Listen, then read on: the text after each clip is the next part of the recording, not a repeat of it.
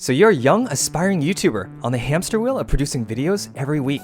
You finally built a solid following, but are struggling to make ends meet and pay rent. YouTube pays you about $1,000 for every million views, which is just enough to reinvest in upgrading your camera gear and buying a few lights. So you have to get creative. You see other creators starting to figure it out. Some of them are even becoming millionaires by taking control of their own destiny.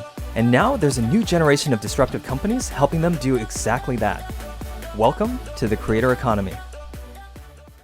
I'm Wayne. In my 10 years in the tech industry, I've been lucky enough to have witnessed the birth and boom of the creator economy from Silicon Valley. I used to work on the monetization team at YouTube, meaning my job was to actually make creators more money. Since then, I've become a venture capitalist at SignalFire, which penned the #1 ranking article on Google on the creator economy, and led the first round of financing for Chad Hurley, the original creator and CEO of YouTube.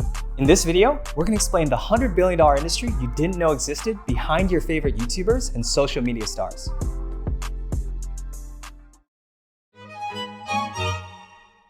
The film industry as we know it was born in Hollywood in 1913 when the earliest film studios and production companies formed. The industry quickly developed a system for the financing, producing, and marketing of films by the hundreds. Film ideas were first pitched to major studio executives who acted as the gatekeepers. Studios could spend hundreds of millions in pre-production, production shoots, post-production work, as well as marketing before any consumer even sees the movie. But then something fascinating happened that completely sidestepped these barriers to content creation. Better and cheaper digital cameras and camera systems embedded within cell phones allowed anyone to create content themselves, anytime, anywhere. As a result, the potential for content creation exploded. And faster mobile networks and the internet allowed viewers to engage with content when and how they wanted. This set the conditions for foundational new media platforms that connected creators directly to an audience without any gatekeepers.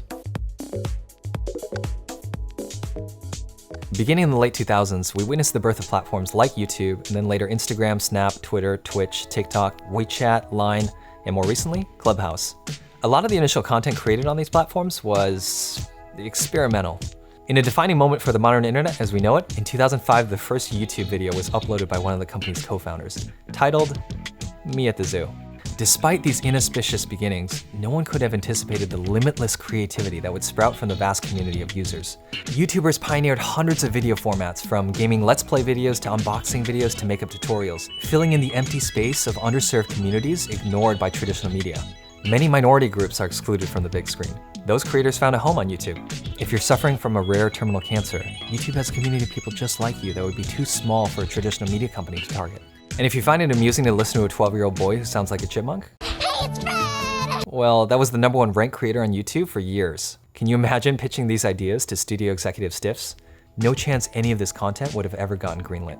But that's the democratizing effect of these platforms, as they broke down studio walls by helping creators get discovered through recommendation engines that could find the exact right audience for content, no matter how niche. No longer were creators at the mercy of large production companies who decided what content to produce for whom. And the money was starting to pour in. Facebook bought Instagram for about $1 billion. A year later, Citigroup valued it at $35 billion. YouTube and Instagram were quickly generating billions in ad revenue, which they shared with creators.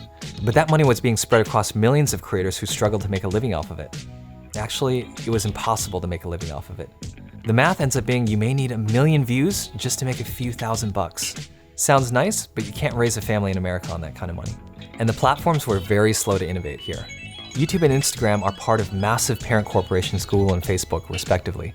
There's only one pool of money in the media world big enough to move the needle for these trillion-dollar companies. And that's the $300 billion in brand budgets spent on TV advertising every year. But that meant catering to advertisers and monetizing YouTube increasingly like TV, fractions of a penny for each impression using ads. Ads were designed for TV several decades ago, perfect for shallow engagement and lean-back viewing. But it was becoming clear the true value of YouTube is in the depth of the affinity and engagement within communities. Instead of just watching your favorite movie star on the big screen for a couple hours every year, fans were now watching a video of their favorite influencer every day, commenting and getting responses, making it feel like they know this influencer on a really deep personal level. According to Nielsen, 92% of consumers say they trust recommendations from friends and family, and influencers have become like friends rather than distant, unattainable celebrities.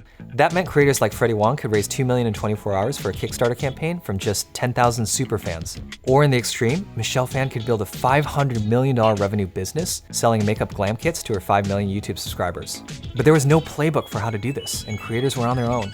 So while a few particularly business savvy and innovative creators were starting to capitalize, most creators had this incredible reach and influence that was going unmonetized. Beginning around 2009, big brands were starting to wake up to this untapped potential. Now that creators had built an established audience who trusted everything they had to say, brands started to recognize the promise of paying creators to advertise their products and services. Content makers were making pennies on their videos and happy to start working with these brands to produce sponsored content. Of course, not every content creator had equal access to brands, nor did they necessarily know how to negotiate deals. And ideally, creators would only work with sponsors that matched their personal brand. Solving this matching problem led to the rise of some of the earliest businesses serving creators, called multi-channel networks or MCNs. These MCNs were almost like the equivalent of Hollywood agents and managers, helping handle business inquiries, brand sponsorship deals, but also equipping creators with audience development and research tools to be more effective at what they do. A few of these first MCNs, like Maker and Fullscreen, were bought for hundreds of millions of dollars, which encouraged more specialized networks like Brat TV and Tastemade to emerge. There are now hundreds of companies that connect brands and influencers together. As brands started working with more and more creators over time, the problem for them shifted from discovering new creators to work with to managing the existing creators they've already partnered with more programmatically. Companies like Aspire IQ, Captivate, and Grin cropped up to build more sophisticated influencer relationship management software, handling everything from onboarding influencers to messaging them to helping launch campaigns to handling payments. And likewise, as creators started working with more and more brands, new companies built software targeting influencers to manage their workflow, such as Tubular Labs, Moassist, and CloutJam. And this has all become big business. According to MediaKicks, the current influencer marketing market size is $8 billion, and it's expected to grow to $15 billion by 2022, making it one of the fastest growing business sectors. Yet, as influencer marketing grew more common, influencers noticed a big problem. It's always a risk coming across to fans like you're selling out while pushing an inauthentic corporate message. With each paid post they made, influencers would lose some of the hard-earned trust they established with their audience, hurting their engagement and growth. Now, creators are taking monetization into their own hands. Fans' relationships with creators are so deep, they're willing to follow them off YouTube or Instagram. Patreon was the first to emerge to serve this use case, allowing creators to monetize their fans directly with premium content not available on YouTube or other platforms. They filled a massive gap, enabling creators to charge superfans a monthly subscription to follow them. And today, 6 million patrons pay about 200,000 creators roughly $1 billion a year to support them. OnlyFans more recently emerged, offering a similar proposition targeting adult content creators. Over time, creators got more sophisticated in how to directly monetize their fans, and have become fully fledged businesses with multiple revenue streams. We're now seeing a renaissance of new companies enabling this trend. Cameo helps creators earn money by selling fan engagement in the form of fun, personalized shoutouts. Kickstarter, Indiegogo, and GoFundMe allow creators to raise money for projects like books, comics, short films, and the like. Ko-Fi and Buy Me a Coffee let you tip creators with donations. Kajabi, Teachable, Thinkific, and Podia allow creators to build their own courses online and make money from them. Luma, AirSub, Streamclub, Via Live, and Mixly let creators sell their expertise in Zoom-style webinars. Substack allows writers to monetize their newsletters. Fanjoy and Teespring help creators sell apparel and integrates directly with YouTube, Instagram, and Twitch. Community helps creators collect fans' personal phone numbers, while DSM lets them message fans across different social media platforms. These platforms aim to create a more direct mode of communication from the creator to fans, which enables better monetization. As creators begin to diversify their income and become more like small to medium-sized businesses, they naturally need more tools to help them manage their finances. But many creators also don't have any credit history, so they're very difficult for banks to underwrite. Carrot offers a credit card and other banking services for influencers. Platforms themselves have been forced to adapt to keep up with the innovation. YouTube, Instagram, Snap, Twitch, and others now allow creators to earn money through a number of different ways in addition to ads, including sponsored content, product placement, tipping, and paid subscriptions. Amidst all of this, we've seen creators take back control and build robust businesses diversified across many revenue streams, funded directly by their fans. Creators have come full circle from first being paid by platforms like YouTube with ad revenue, to being paid by brand sponsors, to being paid by fans directly. Ultimately, the most appropriate way for a creator to make money. And there's been no better time in history to become a creator. Camera technology continues to improve leaps and bounds every year. Now, all you need to join the Creator Club is a phone, an idea, and a willingness to be judged by strangers. At the same time, there's been a societal shift towards caring more about feeling fulfilled in our jobs, having control over how we spend our time, and being our own boss. Fans see creators doing what they love for a living and aspire to follow a path that never leads to a cubicle. You know what? I'm going, guys. Yep, take care. grab a string cheese on the way out. And it's more possible to make a living as a creator than ever before. There's this saying that you only need 1,000 true fans in the world.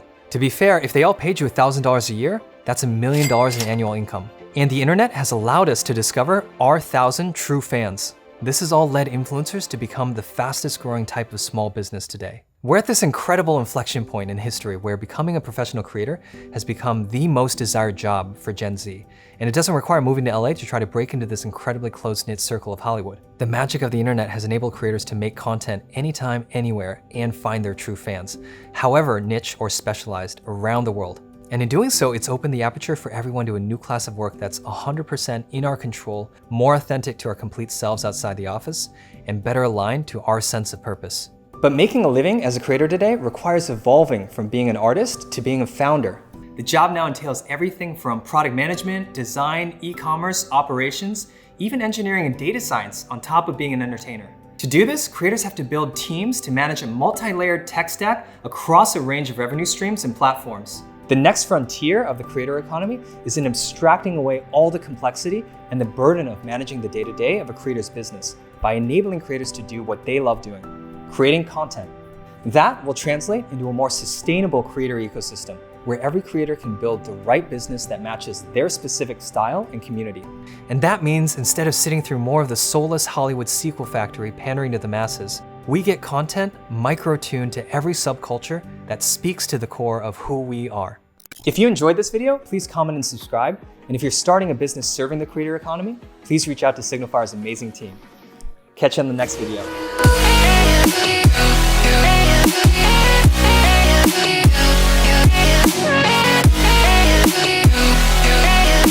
Yeah.